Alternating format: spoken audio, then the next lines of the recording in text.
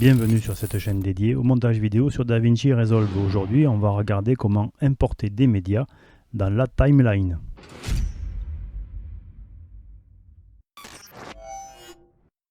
Alors pour importer les médias dans la timeline, il y a plusieurs possibilités. La première, c'est de prendre et de faire glisser un média. Ça implique d'avoir déjà importé un média depuis l'ordinateur vers ici le répertoire des médias. Quand on fait glisser-déposer, on prend les paramètres de la vidéo qu'on a fait glisser.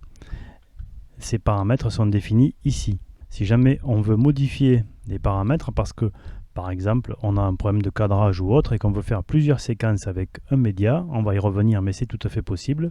À ce moment-là, on prend le média, on va zoomer par exemple parce qu'on ne veut pas avoir les bords dans aucune des séquences et on va glisser ici. Et là, le média a été inséré avec le zoom défini dans le morceau ici choisi. Bien sûr, ce média, on peut en insérer qu'une partie. Pour ça, on peut choisir par exemple d'insérer à partir de là jusqu'ici en tapant I ici et O ici sur le clavier et on n'insère que la partie voulue. Alors, quand on fait ça, je vais le refaire sur celui-là par exemple. On fait I, O et on fait glisser-déposer, mais cette fois-ci on ne fait pas glisser-déposer depuis la bibliothèque des médias, mais bien ici depuis la fenêtre de visualisation. Et là, on a ici donc la séquence qui correspond à ce que l'on voit ici dans la bibliothèque des médias avec ce petit trait rouge qui formalise la section du clip qu'on a importé. Celui-ci, on a défini des points d'entrée et des points de sortie ici.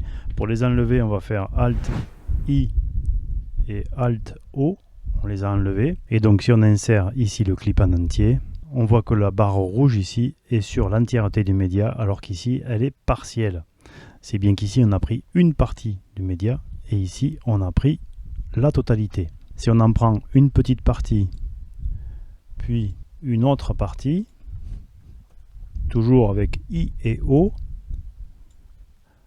à ce moment-là, on le voit ici, on a deux petits traits rouges qui correspondent aux deux portions du média utilisé. Pour importer les médias, on peut donc soit les prendre depuis la bibliothèque des médias, accessible ici, soit on peut le prendre directement depuis l'explorateur de l'ordinateur et à ce moment-là, on importe le fichier dans son entier.